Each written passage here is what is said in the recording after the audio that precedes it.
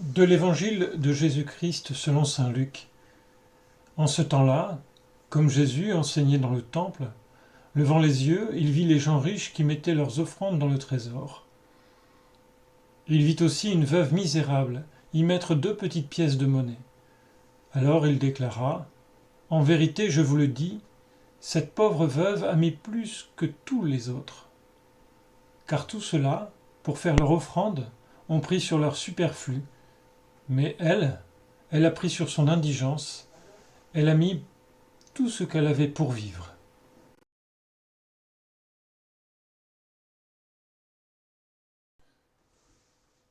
Jésus, comme de nombreuses fois dans les évangiles, nous propose de réfléchir à notre relation avec Dieu.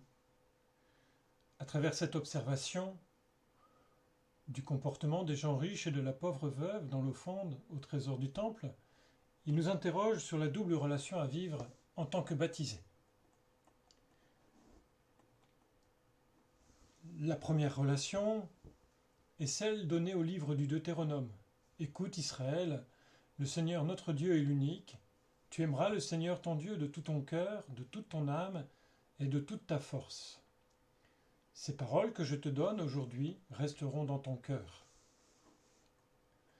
Et la seconde, dans l'évangile de Matthieu. Alors le roi dira à ceux qui seront à sa droite : Venez les bénis de mon Père, recevez en héritage le royaume préparé pour vous depuis la fondation du monde. Car j'avais faim et vous m'avez donné à manger. J'avais soif et vous m'avez donné à boire. J'étais un étranger et vous m'avez accueilli. J'étais nu et vous m'avez habillé. J'étais malade et vous m'avez visité. J'étais en prison et vous êtes venus jusqu'à moi. Amen, je vous le dis. Chaque fois que vous l'avez fait à l'un de ces plus petits de mes frères, c'est à moi que vous l'avez fait. Avec cette image des gens riches et de la pauvre veuve, Jésus prend un exemple paradoxal, lui qui a avec force resitué la nature des échanges qui s'étaient établis par la pratique des offrandes aux abords du temple. Rappelons-nous comment il a chassé les changeurs et les marchands. Voici donc ces gens riches qui mettent seulement le superflu. La situation que nous traversons avec la pandémie de Covid-19, l'urgence climatique et écologique, la résurgence de certains conflits et du terrorisme religieux pose la question du sens, de l'essentiel par rapport au superflu. Notre vie de relation, tant sur les plans affectifs, familial, professionnel et économique, s'est vue partagée par les notions d'essentiel et de non essentiel. Ce faisant, nos vies s'en sont trouvées bouleversées, si ce n'est chamboulées. Il y a ceux qui sont touchés directement ou indirectement par la maladie, ceux dont l'activité professionnelle est arrêtée, avec la crainte que cela soit définitif. Il y a aussi tous ceux dont l'activité était hier banale, sans intérêt, et qui nous est apparue au détour de nos confinements comme essentielle.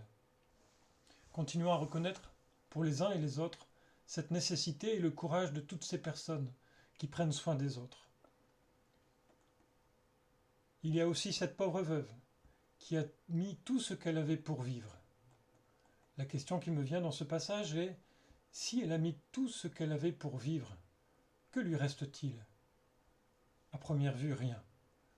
Mais puisqu'il s'agit de l'argent destiné au temple, et par conséquent à Dieu, il lui reste l'espoir, et voire plus, l'espérance, celle que celui à qui elle a tout donné ne l'abandonnera pas. Aujourd'hui, alors que la question de l'essentiel se pose, qu'est-ce qui devient superflu ? Qu'est-ce qui devient essentiel ? Pour nous aider, nous pourrions reprendre cette proposition qu'a faite le père Mathieu Dervaux lors du premier confinement. En temps de crise, Dieu nous parle et nous invite à réagir. Pour terminer, je voudrais vous saluer en paraphrasant saint Clément de Rome, que nous fêtons aujourd'hui dans sa lettre aux Corinthiens.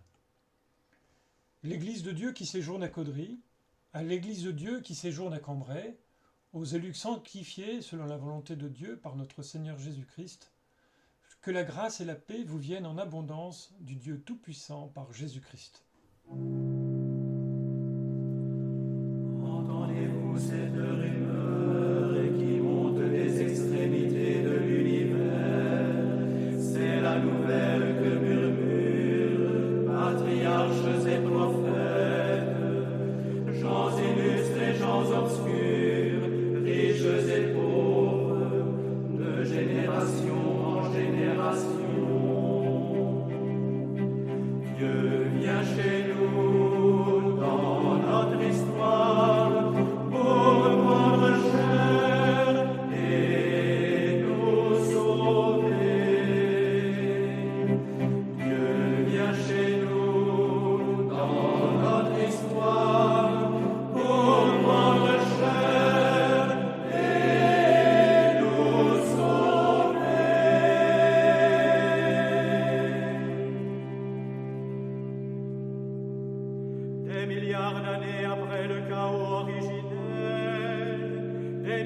d'années après les balbutiements de la vie sur la terre, bien longtemps après l'apparition du premier